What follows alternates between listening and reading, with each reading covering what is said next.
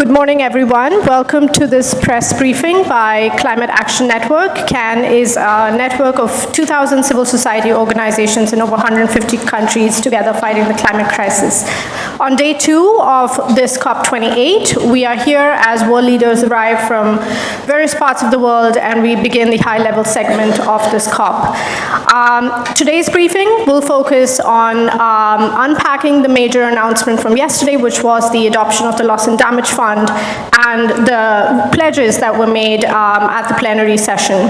We will also speak about our major push here, which is on getting an outcome that that delivers a fast and a fair exit from fossil fuels, and also the climate finance that is needed to ensure a just transition.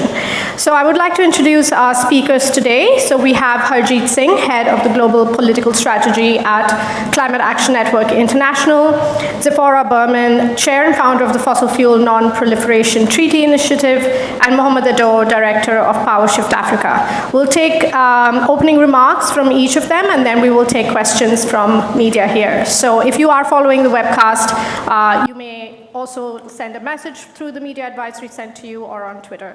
So I will hand it over to Harjeet to start us off. Thank you, Dharni, and good morning, everybody. First thing first, yesterday, what happened was historic. It was indeed historic and unprecedented. I've been attending negotiations for the last 15 years. I don't remember any COP where day one you get such a big decision. So it is massive. And it was much needed as well, because we entered into this COP where the trust on the multilateral system is at the rock bottom. People have been questioning why we have been coming to these climate conferences. This is the 28th one. And we have not delivered ambition. We know where we are. We are living through climate emergency. This process was supposed to deliver climate action and ambition to a level to avert the crisis and support people who were going to be impacted. We knew about it 50 years ago. 30 years ago, we got the convention. But we never talked about the real cause of the climate crisis and the consequences.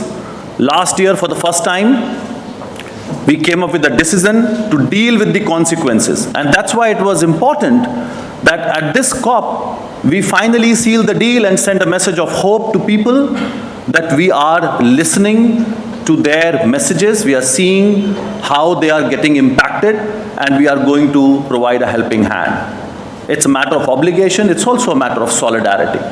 And this particular COP on day one, by taking this decision to now operationalize the Loss and Damage Fund that was agreed last year, is indeed historic. If you ask me, is it enough? No. Does it really going to help people at a scale at which it's needed? No. But what we are welcoming is finally the world has come together after 30 years. It was 1991 when we raised this issue for the first time. So it took a very long time. There are other questions as well. Whether the money that has been pledged is new and additional? No. If countries are going to use the mitigation pot or adaptation pot and now divert it towards loss and damage, it's going to be even more disastrous, because then you are actually creating danger, much more danger in the future, and you are leaving them unprepared by taking money from adaptation. So we have to be now asking this question after welcoming the pledges, whether this money is new or additional. And of course, it's not even at a scale at which it's needed. Studies clearly tell us that we will be needing money to the tune of $290 to $580 billion annually in developing countries alone, and this is also a couple of years old data. It's not even a new data, and we know how temperatures have been rising. Capitalization. Part of this money is going to go in terms of setting up the secretariat. So the actual money going to people is tiny. So we have to be talking about billions of dollars. And the replenishment cycle, which this decision doesn't really deal with. Rich countries did not allow to put that language, which means if we don't agree on the decision in terms of how we are going to replenish, it's going to become either as tiny as adaptation fund, which is struggling, or an empty pot. And we don't want that to happen. And the biggest issue, the host of the Loss and Damage Fund, the World Bank. Now, rich countries pushed World Bank to host it. And they said the argument was that it's going to be speedy because the institution is already there. Creating a new institution is going to take time so that we can start helping people on ground. Now is the real test. We have seen some pledges coming in, and particularly it was the US that was pushing for the World Bank and also not agreeing to even mention loss and damage in the name. And that's why the current provisional name is Climate Impacts and Response. And then you heard what the US did in terms of pledges. UAE, as a developing country, technically they are still a developing country, they are not obligated to pay for loss and damage as per the convention, as per Paris Agreement. But as a matter of solidarity, they put $100 million, and we should welcome that. Matched by Germany, and then we had many more pledges. What did US put on the table? 17.5 million pittance. And who is the biggest historical emitter? The US. It just doesn't match. What's going on? And if the US, which got the World Bank, which got the name as per what it can sell back to its citizens, I think we should be asking some very serious questions to the US, because it has been making these excuses that if others put money, we need new contributors, we need developing countries to come forward. Here you've got UAE putting money on the table. What is your pledge? So going forward, of course, we have a lot to do in terms of making sure that this fund is real. There are going to be much more work on the resource allocation framework. The board is going to be set up. So we are not going to rest just because we have got this decision. We have to now make sure that the money is delivered, and money is delivered at scale, and money reaches the people. So we are also going to be demanding accountability at all levels. And of course, the big issue is we can't just keep talking about now addressing loss and damage. As I said earlier, we have to tackle the causes. We know that more fossil fuels equals more loss and damage, and I'll let Sephora pick it up on that. Thank you, Harjeet. So after decades of climate negotiations, fossil fuels have finally been dragged center stage here at COP. The fact that 28 COPs have refused to directly address the need for a fossil fuel phase-out is a result of the billions spent in lobbying and public relations by the oil, gas, and coal industry. The science is very clear. If we're designing policy and agreements to align with a 1.5-degree goal, then no new projects, exploration and expansion, or financing of fossil fuel production, including oil, gas, and coal, is consistent. Look, climate policy and agreements are complicated. But what's not complicated is that 86% of the emissions trapped in our atmosphere today, and of the carbon emissions, come from 3 products: oil, gas, and coal. And the whole idea that here we're fighting just to have the language of a phase-out of fossil fuels incorporated in the text 30 years after climate negotiations have begun is absurd. We need our governments to stand up to the fossil fuel industry and acknowledge the reality that we can't just build the good stuff. We also have to stop building more of the problem. The data released by the United Nations Environmental Programme and the Stockholm Environment Institute this month in the Production Gap Report shows us that we're on track to produce 110% more oil, gas, and coal projects by 2030 than is consistent with the 1.5-degree goal. According to the Emissions Gap Report just out, we're on track for a 2.5 to 2.9 degrees of warming. And I know we use strong words a lot, but this is catastrophic. As the former Minister of Environment of the Maldives, Aminath Chauhan, warned us 2 years ago at COP26, even 2 degrees is a death sentence for many. 2 degrees is a jump from 14% to 37% of the world's population experiencing extreme, life-threatening heat. And this year alone, 5 million people lost their lives just due to lethal heat alone. At COP27, 80 countries supported language for a fossil fuel phase-out, but were defeated by a vocal minority and a reluctant presidency. This is now a huge challenge to get a global consensus on phase-out language at COP28. We heard from so many negotiators yesterday that the world is expecting us to make this COP a success. And according to the latest science, and recommendations from the International Energy Agency and others.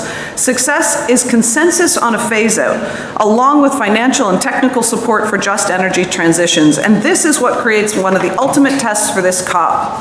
So what we'll be looking for as outcomes in COP28 is language that recognizes the need to address all fossil fuels and the life cycle of fossil fuels, that recognizes the need to include production, transportation, consumption, and combustion, that recognizes the need to end the expansion of fossil fuels. It is not a transition if we continue to grow the problem. We need to make sure that a phase-out is clearly linked to equity and common but differentiated responsibilities. And paired with a phase-out of fossil fuels, we also need to see a tripling in the commitments on renewable energy capacity by 2030 and at least a doubling of energy efficiency improvements. So in the coming days, we'll be looking for language that only focuses on coal. This would be a mistake. Languages that only focuses on the power sector. Language that includes the loopholes, like the term unabated and inefficient, uses phase down rather than phase out. Or language that doesn't recognize the need for the expansion of all fossil fuels. And a further concern would be any language that provides justification for gas and suggests it plays a role in the transition. Let's be clear, gas is a fossil fuel, and the science says we need absolute emissions and production decline now. Finally, I want to say that the COP28 outcome has to support an equitable phase-out of fossil fuels and the need for a detailed binding mechanism to negotiate and finance a global just transition. We cannot leave countries to do a just transition on their own. We need new international cooperation, and that's why a growing bloc of 9 countries is supporting a call for a fossil fuel non-proliferation treaty. I'm sure many of you heard yesterday that Colombia is poised to announce their endorsement of the fossil fuel treaty to join many countries around the world who are supporting that initiative. President Petro, along with other heads of state, will speak at a high-level event on fossil fuel phase-out on this on December 2nd. They're backed by thousands of scientists, over 2,000 civil society organizations, the World Health Organization, and the European Parliament, and subnational governments globally, including California. Our planet is at a crossroads. Lives and livelihoods are at stake, and it's time for governments to take commensurate action and stop throwing fuel on the fire by approving more fossil fuel projects. We don't have time for excuses. We no longer have time for voluntary commitments or softer pathways that the incumbents argue are more realistic. If governments at COP want to show they care about people over profits, that they're truly committed to fighting climate change, they need to support an end to expansion of fossil fuels and clear language on a phase out of fossil fuels. Thank you. Yeah.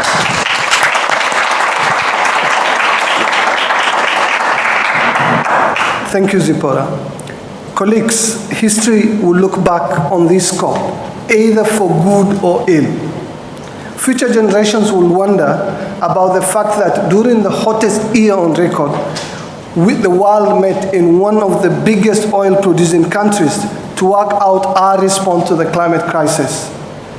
If we don't make serious progress here, they will see it as a sign of utter folly of this period of climate diplomacy and rue our inaction while meeting in a petrostate.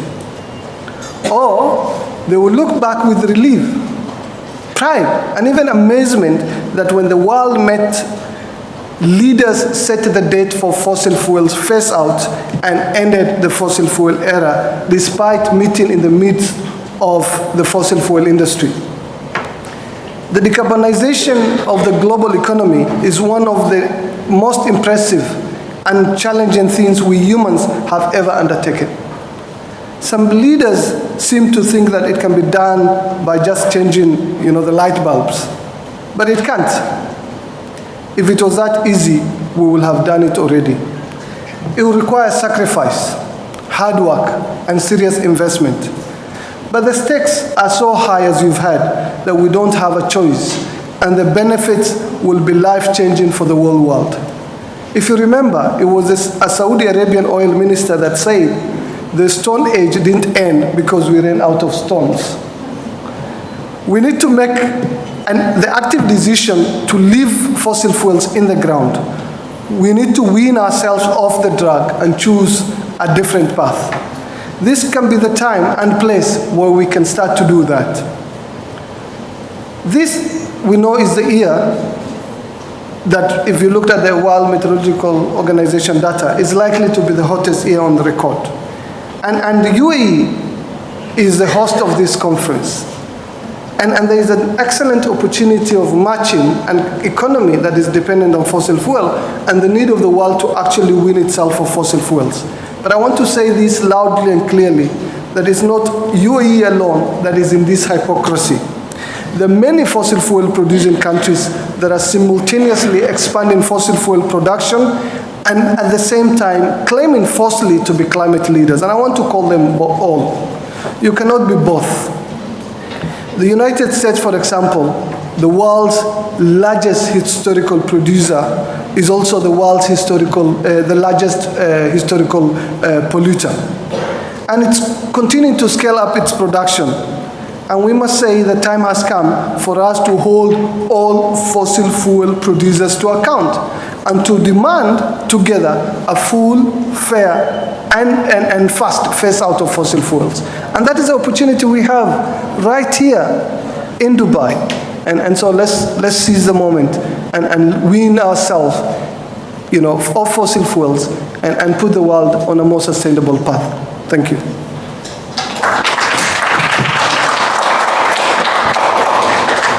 Thank you very much to all our speakers. We can now take questions from the media here. So if you have a question, please raise your hand. A mic will reach you, and please introduce yourself. Can we get a mic? Yeah, sure.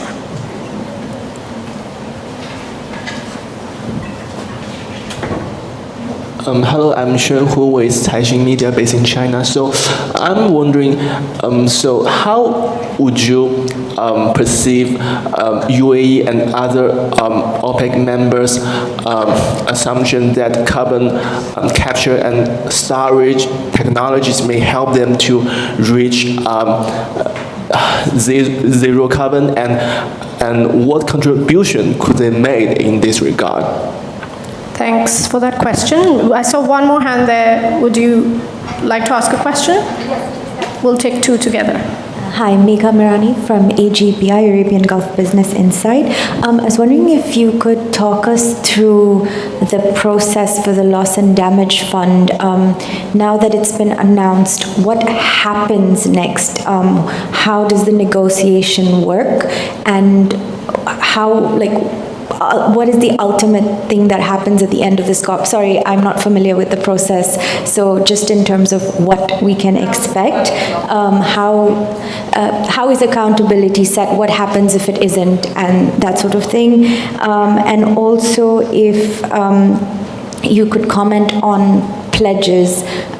We're going to see, we have already seen, but we're going to continue seeing a lot more pledges announced. Does that actually even mean anything? What does the pledge mean? It doesn't ensure the delivery of the funds, so thank you. Thanks for those two questions. Perhaps, Sephora, you would want to answer the first one, and then Harjeet. I just want to remind us that we have about 9 minutes on the left, so please go ahead. Thank you. For over a decade now, fossil fuel producers have been arguing that they can decouple emissions from production, that carbon capture and storage will provide the necessary emissions reduction, that production can continue to rise. This is a fallacy that has been laid bare this year by data that shows that those carbon capture and storage projects have been under-delivering, in some cases between 80 to 90% from what the industry has been projecting. And that's why the International Energy Agency this year in its last report downgraded the potential for carbon capture and storage to be a technological salvation. This has been a ruse. It's been a ruse by the fossil fuel industry in order to continue to allow them to increase production. Why? Because fossil fuel producers have made $2.8 billion in profits every day for the last 50 years. It's the most profitable industry on the planet. And every country, including the UAE, and every country knows that we're going to be using less oil in the future. We have to be, but they all want to be the last barrel sold. The only thing that they've been successful significantly in capturing so far has been our governments.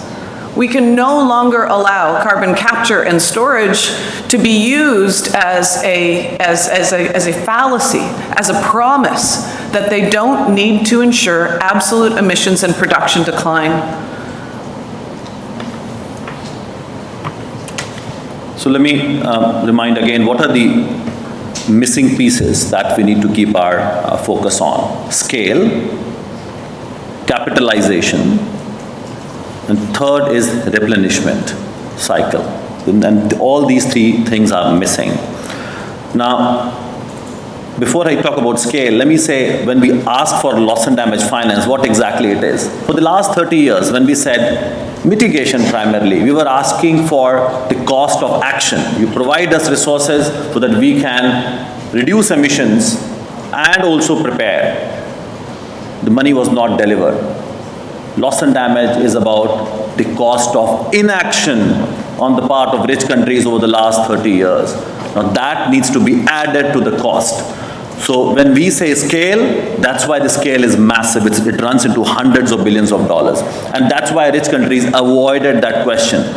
All the 5 transitional committee meetings, I have seen how they wanted to negate that point, and eventually developing countries also had to, come under pressure. But we will not leave it there.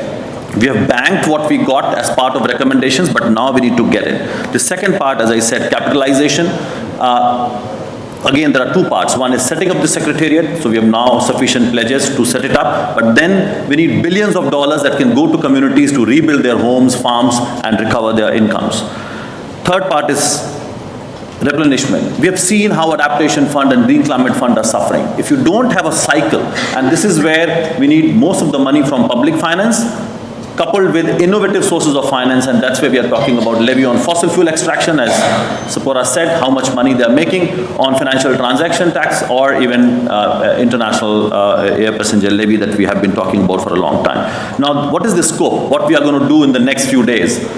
Conversations on GST are happening now. Global stock take, what does that mean? Global stock take means looking at the entire spectrum, phasing out fossil fuels, providing money for adaptation, and dealing with loss and damage, and looking at the past of what happened or what did not happen. That's one opportunity. Second is finance. All the finance conversations, particularly NCQG, New Collective Quantified Goal, that's where the language on scale, capitalization, replenishment has to be there. Third, cover decision. The way presidency prioritized this issue, the way they dealt with it yesterday, you could see, now the cover decision has to have a very strong language covering these issues. So we can actually top it up with these decisions to make sure that the money is real. And of course, I have a request to you all as media. What we are going to see in terms of loopholes and some of those, flashy announcements, please ask and question them so that we know what is rhetoric and what is reality. And that question needs to be asked, because you'll be seeing a lot of posturing, you'll be seeing a lot of negotiation tactics. Don't go by that. Ask them how much money you have delivered in the last 30 years, how much money you are providing actually for just transition, for adaptation, because all the reports that have come in the last 3 weeks, production gap report, emission gap report, adaptation gap report, are telling us we are nowhere near where we need to be to keep people and the planet safe. Thanks, Harjeet, and thanks, Sephora. We have 3 minutes. Any other questions from the floor, from media?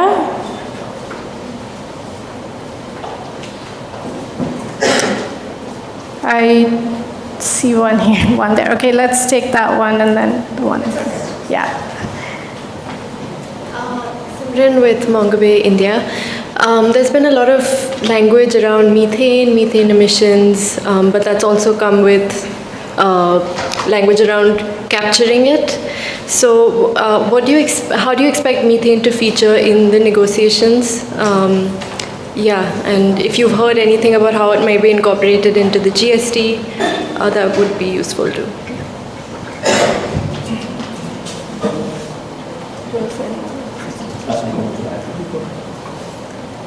Okay, I think this is, the methane part is the complex one. We got the decision at COP26 that there's going to be a reduction of 30% by 2030. But the question is exactly that. Is it going to be a real reduction, or again they're going to be relying on those unproven technologies to say that we are going to suck it and reuse it? I think that's the big question. And also, why is other countries, it's only 100 countries who have come on board in terms of methane, but not even countries like India, because there's a direct link of methane with agriculture and livestock management. And for developing countries, including Africa, it's a matter of survival. We are looking at methane emissions from agriculture, which is linked to food security, and not looking at methane emissions coming out of fossil fuel production. I think those questions need to be asked. So who need to be taking action? And that's where again the equity part comes in. Who needs to do how much and in which sector, and who has to take a lead? Let me say, let's not fall for the smoke and mirrors.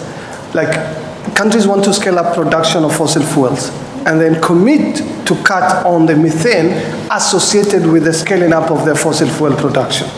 So it's important for us to say that the world will judge us harshly if we let these countries get away with this.